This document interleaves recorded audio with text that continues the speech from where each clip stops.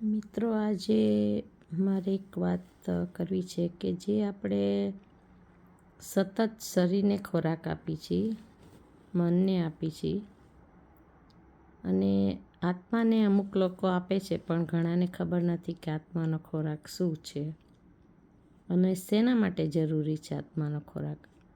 તો એક હું ક્વિકલી ઉદાહરણ આપીશ કે આપણા ડિસિઝન, આપણા નિર્ણયો સારા આપણે ન લઈ શકતા હોય, ખોટા નિર્ણયો લેતા હોય, આપણી પારખવાની શક્તિ ઓછી થઈ જાય, આપણે કોઈ ગૂંથલીઓમાં ફસાઈ જઈ કે નિંદા કરવામાં કે કોઈ ખોટી જગ્યાએ ફસાઈ જાય, તો ત્યારે આપણે સમજવું કે આપણે આત્માને ખોરાક આપ્યો નથી જરા પણ.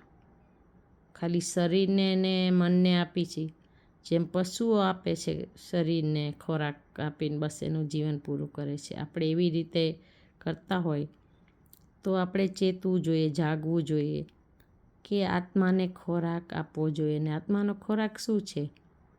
આપણે બેસીને અડધી કલાક કે કલાક તો ટાઈમ આપવો જ જોઈએ આત્માનો ખોરાક આપવા માટે. ઘરમાં શાંતિથી બેસીને માળા કરો, તમે કંઈક વાંચો, અધ્યયન કરો, ગીતા કે ભાગવત કે કંઈ. જ્યારે અર્જુને પૂછ્યું કૃષ્ણ ભગવાનને કે હું કઈ રીતે, મને બહુ કઠિન છે આ કરવું બધું, મનને કંટ્રોલ કરવું ને આ બધું યોગા કરવા ને આ બધું કરવું કઠિન છે, હું શું કરું? તો એને કીધું, હું જાણું છું કઠિન છે, પણ અભ્યાસેને તું કૌંતેય વૈરાગ્યેણે ચ દુષ્કૃતમ.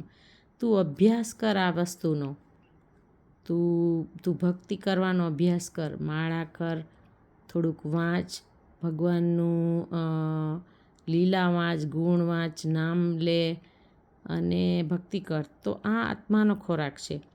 તો આપણે બધાએ આત્માનો ખોરાક દેવો જ જોઈએ, નહીં તો આપણે ખોટી જગ્યાએ આપણી બુદ્ધિ જશે. બુદ્ધિ ને આત્મા બેય નેબર છે, બે પડોશી છે. જો આપણે આત્માને ખોરાક નહીં દઈએ તો બુદ્ધિ આપણી સારી નહીં થાય, આપણે ખોટી જગ્યાએ જતી રહેશે. એટલે તમે આ ધ્યાન રાખજો.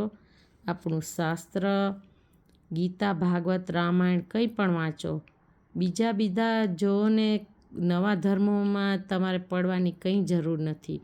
આપણી ગીતા, ભાગવત, રામાયણમાં એટલું બધું આપેલું છે કે તમને ક્યાંય બીજે નહીં મળે આવું. તો તમે જુઓ, એમાં વાંચો, બબે એક પેજ અને જુઓ, અને છોકરાઓને આપો તમે સંસ્કાર.